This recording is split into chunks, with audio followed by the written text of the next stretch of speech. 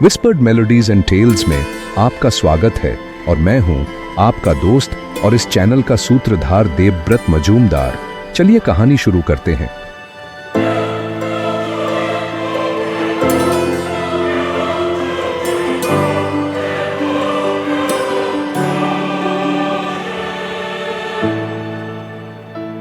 मेबल कुछ देर चुप थी। ये देखकर रुद्र बोला, मेबल, तुम मेरे प्रश्नों के उत्तर नहीं देना चाहती तो कोई बात नहीं, क्योंकि मैं नहीं चाहता तुम्हारे माजी में झांकूं, और यदि तुम्हारे माजी का कोई पन्ना तुम्हें दर्द देता है तो उसे मत पलटो। मैं तो बस इतना चाहता हूँ कि तुम अब से खुश रहो। रुद्र ने बात को पलटते हुए मुझसे कहा, वारिका, तुम तो कुछ दिनों में तुम्हारे देश, तुम्हारे शहर और तुम्हारे अपनों के बीच में होगी। हमको भूल तो नहीं जाओगी ना?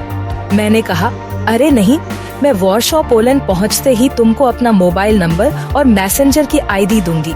हम सब मैसेंजर पर एक दूसरे की खैरियत पूछते रहेंगे और हम तीनों सफर का आनंद लेते हुए सागर आगरा होते हुए ऋषिकेश पहुंच गए। हमने ऋषिकेश पहुंचकर भंडारी कॉटेजेस में एक कॉटेज किराए पर लिया, जो कि पहाड़ी पर थी और उसके बरामदे से गंगा मैया दिखती थी, जहां हम रात को आसमान में सितारे देखते थे। हम ऋषिकेश में इन 6 दिनों में ऋषिकेश और उसके आसपास जैसे देहरादून, हरिद्वार, राजाजी टाइगर रिजर्व, सुरकुंडा देवी मंदिर घूमते रहे और 19 तारीख भी आ गई। इस दिन सुबह हम हरिद्वार बॉबी के मामा के आश्रम पहुँचे और पूनम को अपने साथ लेकर ऋषिकेश आ गए। पूनम अब बिल्कुल ठीक लग रही थी। उसने मुझको देखकर गले लगा लिया, पर वो जैसे मेबल को आज के पहले कभी मिली ही नहीं। मैंने पूनम से कहा, पूनम, ये डॉक्टर मेबल है, तुम्हारी दोस्त और तुम्हारे पड़ोसी है। पूनम मेबल को देखने लगी। मेबल भी चुप थी। हम ऋषिकेश पहुँचे थे कि हमारे कॉटेज के बरामदे में गरेवाल अंकल बैठे थे। उन्होंने पूनम को देखकर उसे गले से लगा लिया और रोने लगे। हमने पिता पुत्री को वही छोड़कर नीचे रेस्टोरेंट में आ गए। कुछ 1 घंटे बाद गरेवाल अंकल और पूनम रेस्टोरेंट में आए और गरेवाल अंकल ने कहा, रुद्र बेटा, तुमने आज मुझे सबसे कीमती गिफ्ट दिया है। मैं तुम्हारा और अजय का कैसे शुक्रिया अदा करूं, समझ में नहीं आता। अंकल, आपने भी तो मुझे आपके घर में रहने दिया और मैं एक पिता से मिल पाया, जहां मैंने कुछ अच्छे दिन बिताए हैं। आप शुक्रिया बोलकर मुझे पराया मत करिए। हम अब अपने कॉटेज में आ गए और गरेवाल अंकल को आराम करने दिया। हम उनको कॉटेज में छोड़कर ऋषिकेश में शॉपिंग करने चले गए। हम कॉटेज रात को आए, जहां गरेवाल अंकल हमारा इंतजार कर रहे थे। हम बातें कर ही रहे थे कि किसी ने कॉटेज की बेल बजाई। मरिका बोली, मैं देखती हूँ, शायद वेटर आया होगा। और वो ड्राइंग रूम में दरवाजा खोलने चली गई। मारिका ने दरवाजा खोला और उसकी चीख सुनकर मैं और गरेवाल अंकल दरवाजे की तरफ भागे। दरवाजे पर पहुंचकर मैंने देखा मेरे सारे साथी मलाजखंड से ऋषिकेश आ गए थे। और बॉबी बोला, क्या भैया आप हमको उस जंगल में छोड़कर यहाँ पूनम मैडम का जन्मदिन मना रहे हैं? मैंने सबको अंदर बुलाया और सब मिलकर पूनम का जन्मदिन सेलिब्रेट किया। फिर गरेवाल अंकल ने कहा, मैं पूनम को अब कभी भी मलाजखंड नहीं लेकर जाऊंगा। मैं पूनम को दिल्ली उसकी बुआ के घर पर छोड़कर मलाजखंड चला जाऊंगा। और वो पूनम को लेकर चले गए। मेरे साथी भी उसी रात को दिल्ली के लिए निकल गए, जहां से आगे वो जबलपुर होकर मलाजखंड जाने वाले थे। कॉटेज में रह गए तो हम 3, मरिका, मेबल और मैं। अपनी आदत के कारण मैं कॉटेज के नीचे बार में चला गया। मेबल, रुद्र नहीं जानना चाहता कि तुम्हारे पास्ट में क्या हुआ था और तुम क्यों थॉमस और जेम्स से नफरत करती हो, पर क्या तुम मुझे बताओगी तुम्हारी कहानी?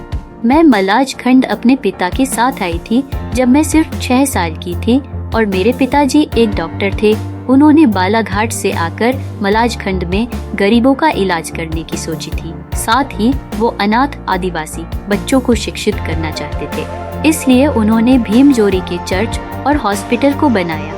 मैं अपने पिताजी के साथ रहती थी उसी बंगलो में जहां तुम मेरे साथ मेरी बहन बनकर रहने लगी थी। मैंने क्लास 9 तक मलाजखंड में ही एजुकेशन लिया। फिर मैं नागपुर अपने मामा के घर चली गई, जहां डॉक्टर बनने के बाद मैं भीमजोरी के हॉस्पिटल में लोगों की सेवा करने लगी। पर एक दिन मैंने हॉस्पिटल से घर जाने के पहले चर्च में गई, जहां मेरे पिताजी नहीं थे। मैंने उनको ढूंढने के लिए हॉस्टल में चली गई, जहां मैंने देखा कि मेरे पिताजी और 3 लोग उस कमरे में थे और उन तीनों में से एक आदमी जो कि जेम्स था, मेरे पिताजी का गला घोट रहा था। ये देखकर मैं उस कमरे में गई और अपने पिताजी को बचाने की कोशिश करने लगी, पर उन दोनों लोगों ने मेरे सर पर किसी भारी वस्तु से मारा और मेरे सर से खून निकलने लगा। तब तक जेम्स ने मेरे पिताजी को मार दिया था और वो दोनों आदमी मेरे पास एक नन की ड्रेस छोड़कर उसी दरवाजे से निकल गए और बाहर जाकर उन्होंने गांव वालों में अफवाह फैला दिया कि चर्च में एक नन की आत्मा है जिसने फादर जोसेफ को मार दिया है। गांव वाले उस कमरे की तरफ आने लगे, तब मैं उस नन की ड्रेस को पहनकर वहां से भाग गई। इस तरफ चर्च में नन की आत्मा का झूठ जेम्स और उसके साथियों ने फैलाया था। बाद में जेम्स ने पीटर को भेजकर मुझे डराया कि मैं किसी को कुछ ना बोलूं, नहीं तो वो गांव वालों को बताएंगे कि फादर की हत्या मैंने ही की थी। मैं डर गई और मैंने किसी से कुछ नहीं बोली। इस तरह वो मुझसे हॉस्पिटल में नाबालिगों का अबॉर्शन करवाते थे और उनके ही कहने पर मुझे तुमको अपने घर पर रखना पड़ा। मैंने कहा, मेबल तुम अब सब भूलकर एक नई जिंदगी शुरू करो। मैं यही चाहती हूँ। और इतने देर में रुद्र भी कॉटेज में आ गया और हम सो गए। उसके दूसरे दिन मेबल और रुद्र ने मुझे दिल्ली इंटरनेशनल एयरपोर्ट पर छोड़कर चले गए। मैं वॉर्शॉ पोलैंड पहुंचकर मेबल को अपना मैसेंजर आईडी दिया और हम कभी कभी बातें करते थे। मेरे वॉर्शॉ आने के 4 महीनों बाद रुद्र भी मलाज खंड में अपना काम खत्म कर वापस दुर्ग जाने वाला था कि मेबल ने मुझे मैसेंजर पर पिंग किया और वो मुझसे बोलने लगी, मारिका, मैं ये नहीं समझ पा रही हूँ कि मैं कैसे रुद्र को बोलूँ कि मैं उससे प्यार करती हूँ। कभी कभी तो लगता है कि वो मेरे दिल की बात को समझ गया है, पर वो मुझको नहीं बोलना चाहता है कि वो भी मुझसे प्यार करता है। कभी कभी वो मुझसे कोई प्रश्न करता है, फिर खुद ही कहता है उसे पता है मैं क्या उत्तर दूंगी, और जैसे वो कहीं खो जाता है। मैं जब भी उससे अपने बीते हुए दिनों की बात करती हूँ, वो मुझे रोक देता है और कहता है मैं अपने बीते दिनों को भूल जाऊँ और आने वाले दिनों को खुशी से बिताऊँ, मैं हमेशा खुश रहूँ। पर जैसे ही वो ऐसा कहता है, उसके चेहरे पर उसके बीते कुछ लम्हों की याद साफ झलकती है।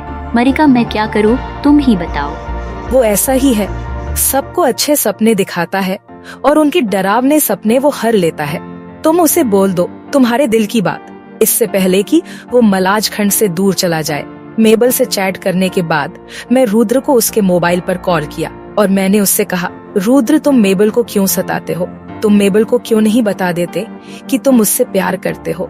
रुद्र ने कहा, मारिका, मैंने अपने जीवन में एक लड़की से कहा था कि मैं उससे प्यार करता हूँ, पर उसने मुझे और मेरे प्यार को पैसों से तोल कर चली गई। और उसके बाद जब मैं एक दूसरी लड़की से अपने प्यार का इजहार करने गया कि तभी उसने मुझे बिना बताए ही मेरी जिंदगी से दूर चली गई। तब से मैं डरता हूँ किसी को ये बताने से कि मैं उससे प्यार करता हूँ। इसके बाद रुद्र मलाज खंड का काम खत्म कर दूसरे रोड प्रोजेक्ट के लिए चला गया और मेबल मलाज खंड में ही रह गई।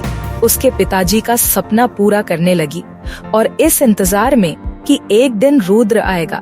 उसके प्यार को समझकर उधर रुद्र उसके मन के डर के कारण मेबल को कभी नहीं बोल सका कि उसके दिल में मेबल के लिए कितना प्यार है। वो दोनों अच्छे दोस्त की तरह बातें करते थे, पर दोनों के दिल की बात दिल में ही रह गई। फिर कुछ 5 महीने बाद मेबल ने एक लड़के को जन्म दिया और उसका नाम रखा जय शंकर मुखर्जी। किसी शायर ने क्या खूब लिखा है, इंतजार शायद मोहब्बत का नसीब है, लेकिन जब मोहब्बत इंतजार करती है, समय थम जाता है, जमाने रुक जाते हैं। मोहब्बत जिद्दी है, आखिरी सांस, आखिरी धड़कन, आखिरी पल तक इंतजार कर सकती है और कभी कभी उसके बाद भी। अगर आपको मेरी कहानियां अच्छी लग रही हैं, तो मेरे वीडियोस को लाइक करें और मेरे चैनल को सब्सक्राइब जरूर करें। साथ में बेल आइकॉन को दबाना मत भूलिए ताकि आपको मेरी नई वीडियोस की जानकारी मिलती रहे। धन्यवाद।